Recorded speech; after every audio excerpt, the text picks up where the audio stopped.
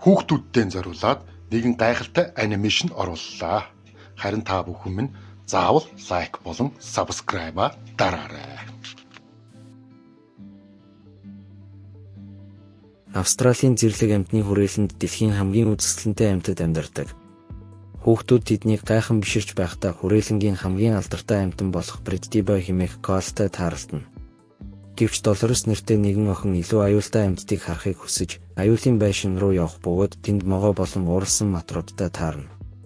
Гинэт аврах том матар өмнө гарч ирэхэд бяцхан охин айн хашгирна. Нөгөө талд хүрээлэнгийн нэгэн шилэн хорог дотор хідэн арслан гөрүүл болон аалт шоонд бэлтгэж байна. Мөн нэг л нэртэй хилэнцэд хорхоо болон мэддий нэртэй могоож бэлтгэлээ хийн. Тэр мөчид хүрээлэнгийн ажилтнууд ирж Клозыг барин амьтдыг авч явна. Нэг хүн мэддий рүү ойртоход цэнхэрдүү арьстай, хурц шүдтэй ч гим хорвоо энэ могоо түүний гарыг ороон авна. Тухайн газрын гол ангууч чад өөрийгөө Баатар гэж танилцуулсны дараа Жики хэмээх эмэгтэй матрын тухай тайлбарладаг. Уурсан энэ амьтан чад руу дайрах боловч аавынх нь тороор бариулж хүчгүй болно. Дараа нь хилэнцэд хорхоо хортой юулгуур аалц болон малгаан доор байсан өргөст арслан гөрүүлийг танилцуулна. Эцэст нь мэддэг дэлхийн хамгийн хортой тайпан могоо хэмээн олны өмнө зарладаг. Хайрцаг дотроос олны сэтгэлд нийцхийг хүссэн мэддий зураг дарах олон 10 камер руу харан инээмсэглэх боловч хурц шүдэ харуулхад нь бүгд айн сандарна. Ингэж хүмүүст айдас төрүүлж байгаагаа ойлгоогүй могоо ихэд гайхширна. Нөгөө талд Брэдтибой Коал бол хамгийн алдартай хайрлагдсан амьтан бөгөөд мэргэжлийн бөхчүүд сансрын нисгэгчид хүртэл түүний өдөр тутмын амьдралыг дагдаг. Дараа нь харуулчид матрыг хоргонд нь буцааж оруулна.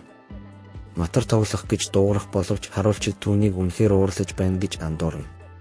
Бүх амьтад байрандаа орсны дараа мэддий шоуны үеэр хүмүүсийг айлгсандаа ихэд гуниглдаг. Учир нь тэр Коала шиг онцгой байж хайрлагдахыг хүсдэг.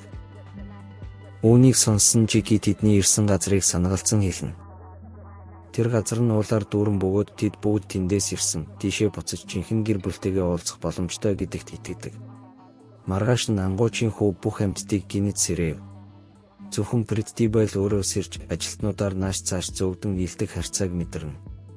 Үзэгчид бусад амьтад руу юм шидэж хүүхдүүд тэднийг хараад айн уйлдаг. Гинэт нэгэн осол гарч чадсан матрын урт унав. Ажилтнууд матрыг хүү рүү дайрна гэж яах боловч матар тийш нааш хэлбэлцэн цугтаж гарна. Юу болж байгааг ойлгоогүй Жики хүүгийн араас очиж тайвшруулахыг оролдоно. Гэвч бүгд түүнийг уурлаж байна гэж боддог. Аюулын дохой дуурч матрын найзууд харуулчид түүнийг барьж авч явахыг харна. Тэр мөчид мэддий яарвчлан хоргоныхоо шилийг эвдэхийг оролдоно. Гөрүүл түүнийг 50 байхыг сануулж Жикийг аль хэдийн хоргонд нь хийсэн эсхийг шалгахаар явна. Дараа нь амьтад Жикийг дахин уулын тухай ярихгүй болсонд гуниглдаг. Тиймээс бүгд мэддгээс байгаль дэлхийн тухай ярихыг гуйна. Гэвч могоо цаашид ярихыг хүсэлгүй, шууд тийшээ очихоор шийдэж найзуудаа дагуулan гарна. Тэр шөнө зав бүлгийнхний бүх хорвоны хаалгыг онгойлгосноор тэд шөнийн харуулчийн хараанаас мултарч хан даван цогтно. Тэд ботаникийн цэцэрлэгийг дайран өнгөрөхдөө махчин ургамлуудаас зайлсхийхэд хүрнэ. Брэдтибой хорвоны хажуугаар өнгөрөхөд тэрээр цагаан хаалгаар тоглож хөвгөлтэй дуугарч байв. Тэд харуулчид ирж магадгүй тул чимээгүй байхыг сануулсан ч тэр юу ч тоолгүй тоглосоор л байлаа. Мэддий мод руу авирахад Коалайн үсэрч хан руу гүйн. Түүнийг тайвшруулахыг оролдсон боловч Коала исэн хിവэр байв. Дараа нь нэг л түүнийг хатгахад хортой бодисын нөлөөгөөр амнаас нь хөөс гарч ханнаас унана. Брэдтибой мод мөргөжтэй шидэгдэн хорвоныхоо дүүжин дээр унаад дахин газарт очино. Мэддий түүнийг амьгүй болчихлоо гэж айн сандарсан ч хилэнцэд хорхон хор хохирогчийг ердөө унтуулдаг гэдгийг найзууд нь хэлж тайвшруулна. Гэсэн ч Коалыг тэнд орхиж болохгүй тул аяллахаа турш дагуулan явахаар шийднэ. Гинэт Франк үржлийн зүн совингоороо бүжиглэж эхлэн бүгдийг гайхшруулна. Дараа нь тэд усны томоохон саадыг гатлан очих ёстой хотоо харав. Ямар нэгэн унаа хэрэгтэй байсан тул тэд шууны үрнээс хийсэн тавцанд ашиглана. Аяллаа явцад тэднийг тойрон эргэлдэх акултай таарна. Акул хурц шүдтэй амнаасаа хачирхалтай олон ярддаг загас гарган тэдэнтэй найрсгаар ярилцсан. Бүлэг амьтад акулт байгаль руу явах хэрэгтэйгээ хэлэхэд тэдэнд туслахтаа урамшсан махчин тавцангийнхэн талыг эвдэж орхино. Тэрээр муухай нийгэмлэг нэртэй байгууллагын гишүүн гэдгийг мэдэгдэж, аюулд орсон үедээ хэрэглэж болох нууц код өгнө. Код хийлэгдэхэд тухайн байгууллагын гишүүд гарч ирж тусалдаг аж. Код хийхэд олон 10 акул гарч ирж амьтдыг нуурын нөгөө эрэгт хүргэж өгнө.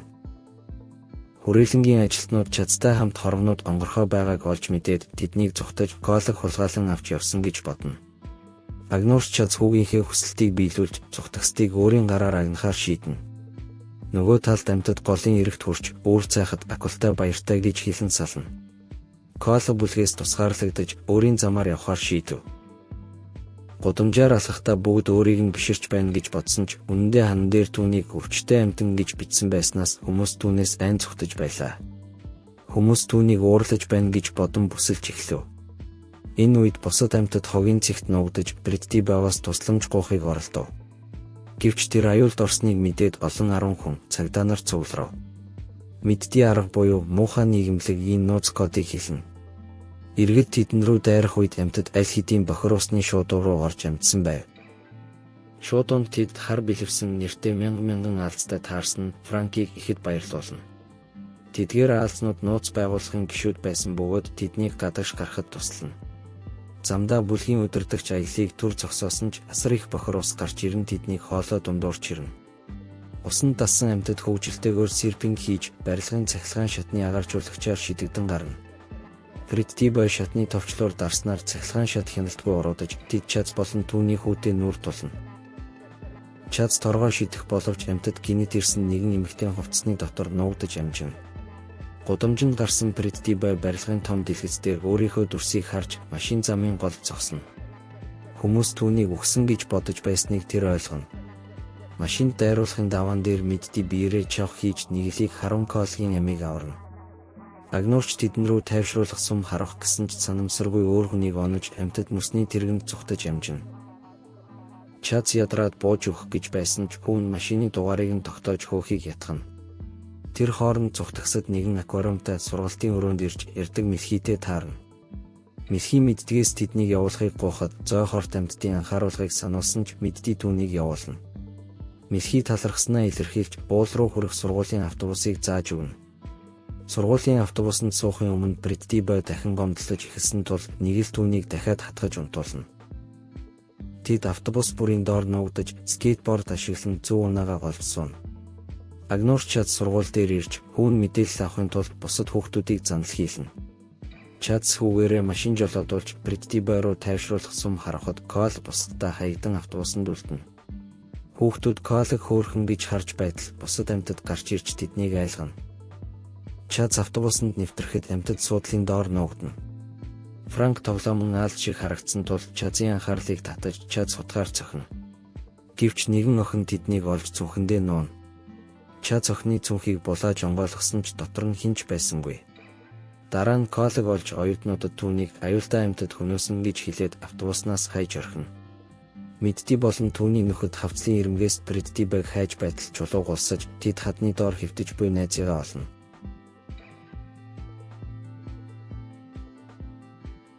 Агнуурч Чад зуулын оройд гарсан боловч амьтдын дээр санамсаргүй унаж мэддэг модны мөчрөөр хавчна. Найзууд нь Чад руу дайрсан ч түүний малгайд баригдан нөхөнд унана. Бритдибай чөлөөтэй байсан ч цохиулж хоол шидэгдэнэ. Чад могоог унтуулахаар бэлдэж байх үед Коол нууц кодыг дуудаж Тасманийн чөтгөрүүд гарч ирэн Чад руу дайрна. Тэд бүлгийнхнийг чөлөөлж Чадын малгайг уурна. Чад хавцлын зах руу гүйж дээш авирна. Уулын оройд хурч ихэд цангасан Чад хүүгийнхээ өгсөн шингэнийг уугаад өөрийгөө аяны баатар биш, жирийн нэгэн гэдгийг хүлээн зөвшөөрнө. Амьтад цааш явсаар сарсан багвахатай агуй намаг дундуур гарна. Чад мотоциклтай дайчдтай нэгдэн ирлээ үргэлжлүүлнэ. Мэддий найзуудтай өөрийн төрсөн мөчөө дурсан ярина. Шонхор шувуу түүний өндгийг зам дээр орхиход Чад түүнийг олж төрхийг нь харсан аж. Мэддий түүнийг өөртөө холбоотой гэж боддог байсан ч тэр зөвхөн өөрийгөө боддог нэгэн байжээ. Коолч мөн ээжигээ мэдэхгүй өснөө хуваалцна. Тэд бие ойлгож жинхэнэ найзууд болохоо хүлээн зөвшөөрнө.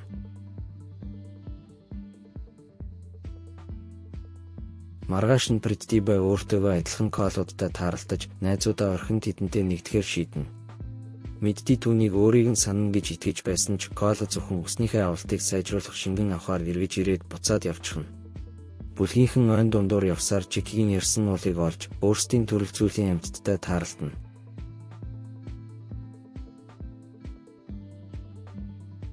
Алт Франк үржлийн бүжгээ хийсэн ч улирал нь дууссан тул хинч түүнийг тоохгүй. Гинэт Чазын мотоциклтай хүмүүс ирж амьтдыг айлгаж мэддий тэднээс салж туурна.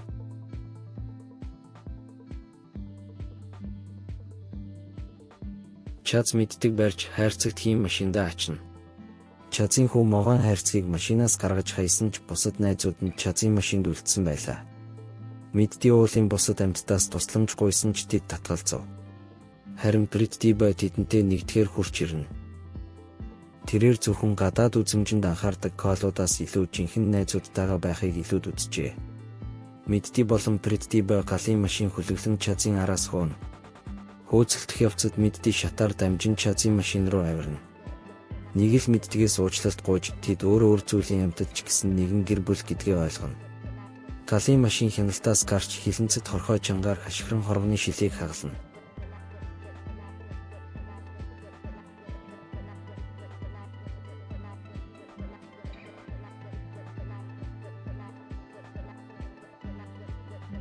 Дайснууд Чазын хамт хүчтэй техникээр буудаж эхлэхэд мянган гурвал могоо аалзнууд гарч ирж тэдэнд туслана.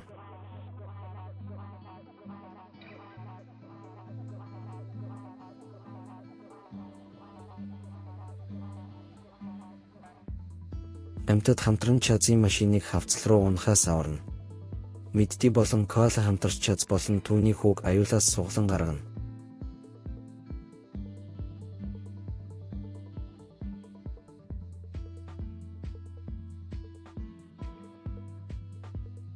Эцэст нь Чаз амьтдад талархаж тэднийг тэврэнэ. Амьтад уул руугаа буцаж тэнд том баяр наадам болно. Эцэст нь Чаз амьтдад талархаж тэднийг тэврэнэ. Амьтад уул руугаа буцаж тэнд том баяр наадам болно. Тэднийг харж хамгаалж байсан муухай нийгэмлэг ийм удирдагч нь Жеки байсныг мэдээд бүгд гайхширна. Хүүхдүүдээ хүүгэлдэйн кино таалагдсан бол лайк болон subscribe-аар дараарай. Мөн дараа ямар хүүгэлдэйн кино үзмээр байгаагаа хэлж болно шүү.